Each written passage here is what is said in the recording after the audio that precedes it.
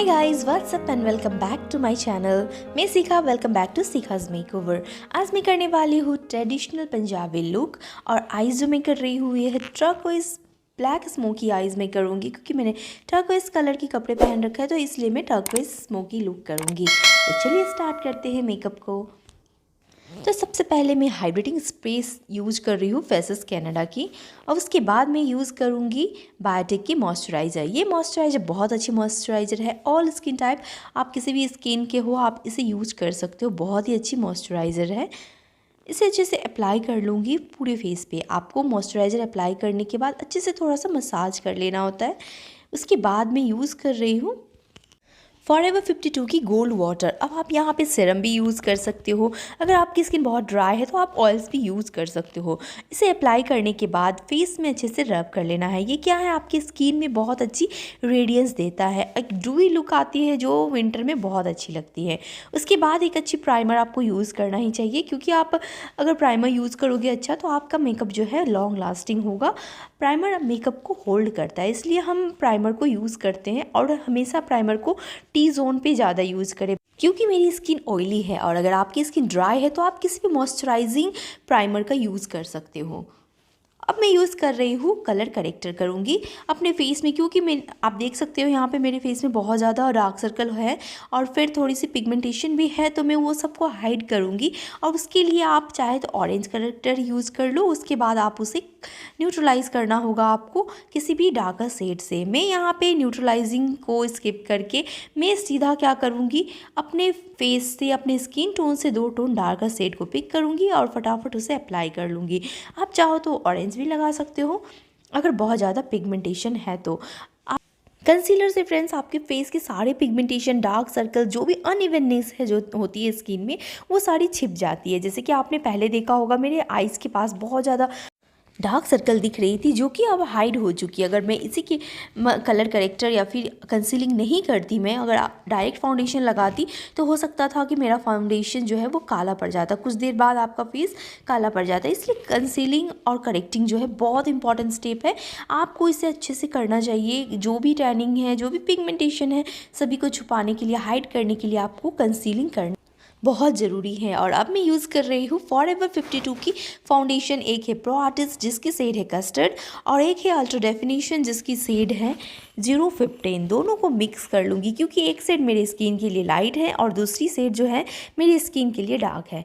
तो मैं क्या करूँगी, डार्क तो नहीं है लेकिन थोड़ी सी स्किन टोन से एक टोन में भी डार्कर होगा, तो इस वजह से मैं क्या कर रही हूँ, दोनों शेड को अच्छे से मिक्स कर लूँगी। मिक्स एंड मैच करने के बाद, और मैं ये बता दूँ फ्रेंड्स, ये फाउंडेशन बहुत अच्छी फाउंडेशन है, एक ड्यूई फाउंडेशन है, all skin type foundation.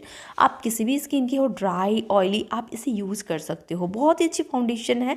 Apply कर लूँगी, जैसे कि मैं अप्लाई करती हूँ हाफ फेस पे, क्योंकि फाउंडेशन मुझे अच्छा लगता है कि मैं हाफ फेस पे अप्लाई कर लूँ, उसे ब्लेंड कर लूँ, फिर मैं दूसरी तरफ करती हूँ। इसी तरह से मेरी टेक्निक है, अपनी अपनी टेक्निक होती है, आपको जैसा अच्छा लगे आप वैसा कर सकते हैं। तो इस तरह से ब्लेंड करना है पूरे फेस पे अच्छे से ब्लेंड करने के बाद। और आप देख सकते हैं प्रेशर बिल्कुल भी नहीं है, बहुत कम प्रेशर के साथ मैं कर रही हूँ। और अगर आपको कहीं कवरेज कम लग रहा हो तो और नीड है तो आप वहाँ पे फिर से अप्लाई करके फुल कवरेज उसे बना सकते हो, जिस तरह से आप देख सकते हो कि मैं कर रही हूँ। जहाँ जहाँ आपको लगेगा थोड़ा सा और कवरेज चाहिए तो आप फिर से अप्लाई कर देना थोड़ा सा वहाँ पे, उस जगह पे, और फिर उसे ब्लेंड कर देना और देखना कि आप कितनी अच्छी आपकी फिनिशिंग आती है। इस तरह से अप्लाई करने के बाद दूसरी साइड में भी मैं उसे ब्लेंड कर दूँगी। मैंने फाउंडेशन को आइज़ पे भी लगा लिया है और अब मैं कर रही हूँ हाइलाइटिंग करूँगी फॉरएवर 52 की कंसीलर के साथ इन द शेड 001।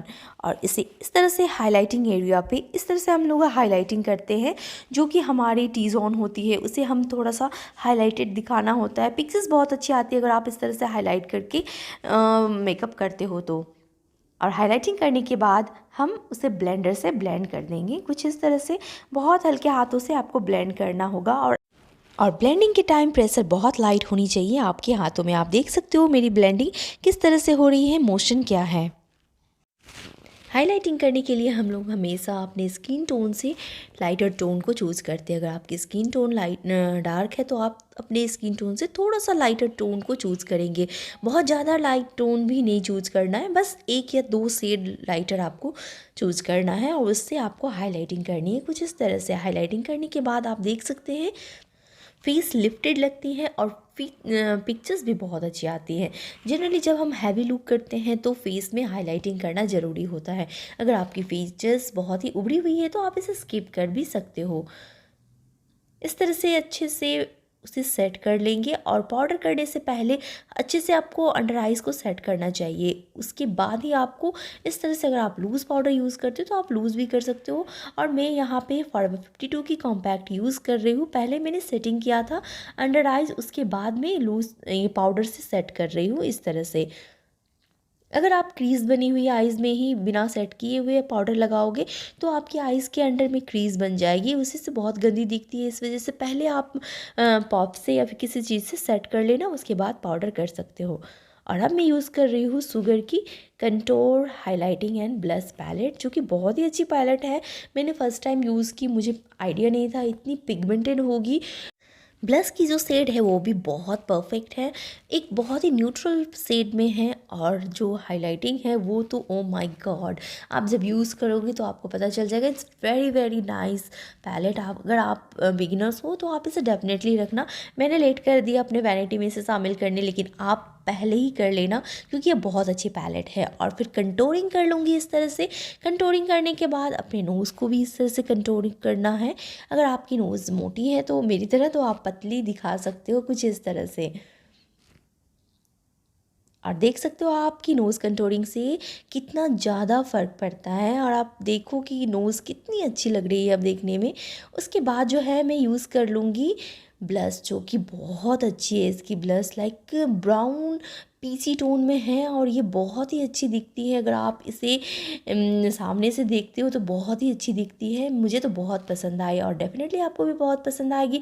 अगर आपको बहुत रोजी रोजी सी चीक पसंद ना हो तो कुछ सटल टाइप में ये बहुत अच्छी ब्लश है। और ब्लश अप्लाई करने के बाद कुछ इस तरह से मैं यूज़ करूँगी हाइलाइटर, जिससे मैंने पहले ही बोल दिया कि हाइलाइटर बहुत अच्छी है। और आप देख सकते हो उसकी पिगमेंटेशन, मैं मेकअप करते समय भी मुझे मतलब मैं चौंक गई थी कि इतनी अच्छी इसकी हाइलाइटर है। लाइक आप देख सकते हो कितनी अच्छी है। बस एक stroke and you are ready to go. देखो कितनी अच्छी हाइलाइटर, मेरे तो हाथ ही नहीं रुक रही थी, मैं तो मन कर रहा था मैं और लगाई जाओ लगाई जाओ।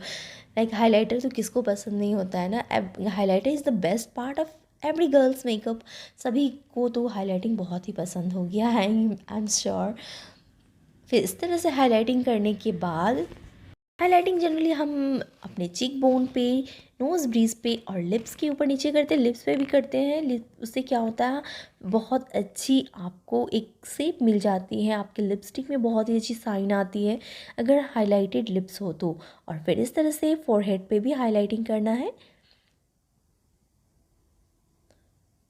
और मैंने कोई स्प्रे नहीं यूज़ किया, सिर्फ मैंने हाइलाइटिंग किया और आप देख सकते हो उसकी पिगमेंटेशन। उसके बाद मैं यूज़ कर रही हूँ स्विस ब्यूटी की लिप पैलेट, जो कि अगेन बहुत अच्छी पैलेट है। उसको यूज़ करने के बाद मैं अपने आइज़ पे, क्योंकि मैंने फाउंडेशन लगाया था, मैं थोड़ा सा उसे पॉप से इस तरह से मिला लूँगी। ब्लेंडर से मिलाने के बाद मैं यूज़ कर रही हूँ ब्राउन शेड। और ये जो पैलेट है ये है प्रिटी ऑल सेट पैलेट। आप किसी भी पैलेट को चूज़ कर सकते हो, उसमें से ब्राउन शेड तो आपको ऑलमोस्ट सभी में मिल ही जाती है। तो आप उसमें से ब्राउन शेड पिक करके एक फ्लफी ब्रश की मदद से इस तरह से एक क्रीज लाइन पे बनाना। और उसके बाद जो है हम इस तरह से ब्लेंड कर देंगे ऊपर तक ब्राउन शेड को। और फिर मैं यूज़ कर रही हूँ काजल, कोई भी काजल आप यूज़ कर सकते हो। इस तरह से रैंडमली ब्लेंड करने के बाद, because we have to anyway we have to blend it ना, तो इस तरह से अप्लाई करने के बाद मैंने ब्लैक शेड उठाया और ब्लैक शेड से ब्लैक काजल को इस तरह से स्मज कर दूँगी। क्योंकि मैं थोड़ा स्मोकी टर्कोइज़ कर रही हूँ तो मैं इस तरह से ब्लैक कर रही हूँ और उसके ऊपर मैं टर्कोइज़ कलर को डिपॉजिट करूँगी, जिससे टर्कोइज़ जो है ना वो बहुत अच्छे से दिखेगी। अगर आप सिर्फ टर्कोइज़ कलर को अप्लाई करोगे तो वो अच्छे से नहीं दिखेगी, अगर ब्लैक पे करोगे तो वो ज़्यादा अच्छे से दिखती है। इस वजह से हम लोग ब्लैक के ऊपर मैं कर रही हूँ टर्कोइज़ को डिपॉजिट। आप चाहो तो इसे इंटेंस ब्लैक भी कर सकते हो, लेकिन मैंने हल्की सी ब्लैक, बहुत हल्की सी की है और उसे अच्छे से ब्लेंड कर दूंगी। ब्लेंड करने के बाद आप देख सकते हो ये टर्कोइज कलर में ले रही हुई एक सिमरी शेड है। मैं इसके ऊपर सिर्फ सिमर अप्लाई करूँगी, मैं कोई ग्लिटर नहीं कर रही हूँ। और इस तरह से डैब डैब कर दूँगी। बस आपको रखना है, डिपॉजिट करना है। ये चीज़ आप फिंगर से करो तो बेटर है, क्योंकि सिमर जो है ना हम लोग हमेशा फिंगर से लेते हैं, फिंगर से डिपॉजिट करते हैं तो अच्छी पिगमेंट आती है। आप ब्रश से भी चाहते हो तो आप ब्रश से भी कर सकते हो, लेकिन पिगमेंटेशन जो है फिंगर से बेटर होती है। उसके बाद मैं लूँगी ब्राउन शेड, जो मैंने ऊपर क्रीज पे किया था, और सेम शेड से मैं नीचे इस तरह से ब्लेंड कर दूंगी। और ब्लेंड करने के बाद अप्लाई करूंगी एक सिंगल स्ट्रोक ऑफ काजल। थोड़ी सी मतलब स्मोकी दिखेगी, इस वजह से मैं ब्लैक काजल अप्लाई कर रही हूँ। इनर कॉर्नर पे अप्लाई कर लूँगी काजल, और फिर मैं यूज़ करूँगी आईब्रो पेंसिल। और ये ब्लू हेवन की आईब्रो डिफाइनर है। इसकी पिगमेंटेशन भी बहुत अच्छी लगी, मैंने फर्स्ट टाइम यूज़ करा। मुझे पोमेड वगैरह ज़्यादा यूज़ करना पसंद नहीं है, क्योंकि मेरी आईब्रोज़ ऑलरेडी थिक है, तो मैं इस तरह से यूज़ कर लेती हूँ पेंसिल वगैरह। और ये ब्लू हेवन की आईब्रो डिफाइनर बहुत अच्छी थी, पिगमेंटेशन अच्छी थी। अगर आप चाहो तो आप भी इसे डेफिनेटली ट्राई कर सकते हो। इसे यूज़ करने के बाद एक बार स्पूली से अपने आईब्रो को कम कर लूँगी, और उसके बाद जो है मैं अप्लाई कर रही हूँ ब्रॉन्ज कलर की सिमर अपने आईब्रो बोन्स पे और इनर कॉर्नर पे इस तरह से हाईलाइट कर लूँगी। उसके बाद मैं यूज़ करूँगी green kajal, again from Blue Heaven. मैंने सुना था इसकी पिगमेंटेशन अच्छी नहीं है, लेकिन जब मैंने यूज़ किया तो मुझे बहुत अच्छी लगी इसकी पिगमेंटेशन। इसे यूज़ करने के बाद ब्राउन कलर से मैं इसे भी ब्लेंड कर रही हूँ, और उसके बाद लैसेस लगाऊंगी और एक स्ट्रोक लगा रही हूँ लाइनर की। सेटिंग स्प्रे के बाद ये रही मेरी फाइनल कंप्लीट लुक।